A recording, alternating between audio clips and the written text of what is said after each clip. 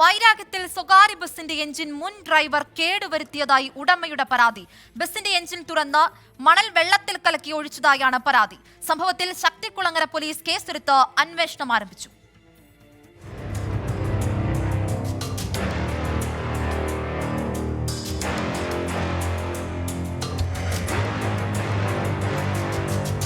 കഴിഞ്ഞ ശനിയാഴ്ച രാവിലെ പുത്തൻതുറ ഭാഗത്ത് വെച്ച് ബസ് ബ്രേക്ക് ഡൗൺ ആയി. തുടർന്ന് നടത്തിയ പരിശോധനയിലാണ് ടാങ്കിൽ വെള്ളവും മണലും കണ്ടെത്തുന്നത്.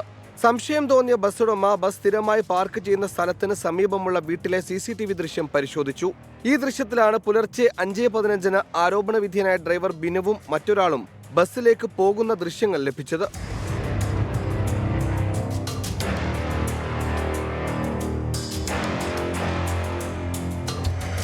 1.5 വർഷം കാലയളവിൽ ബസിന്റെ കളക്ഷനിൽ ഡ്രൈവർ വലിയ തോതിൽ സാമ്പത്തിക തിരിമറി നടത്തിയതായി ഉടമ കണ്ടെത്തിയിരുന്നു.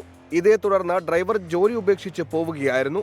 വൈരാഗ്യത്തിൽ ഇയാൾ ബസ്സിന് കേടുപാട് വരുത്തി എന്നാണ് ഉടമയുടെ ആരോപണം.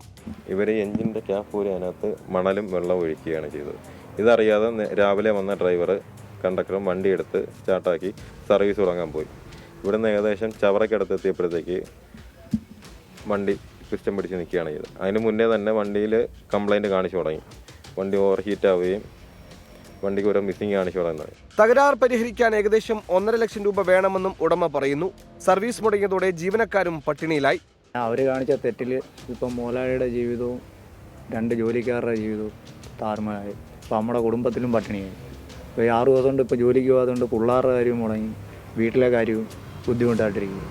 മറ്റേ നമ്മൾ ഇതിൻ്റെ വരുമാനം കൊണ്ടാണ് ഇത് വീട്ടിലേക്ക് എന്തെങ്കിലുമൊക്കെ മേടിച്ചുകൊണ്ട് പോയും പിള്ളേരുടെ കാര്യങ്ങളും എല്ലാം ഇപ്പം ആകെ പാളത്തിലായി.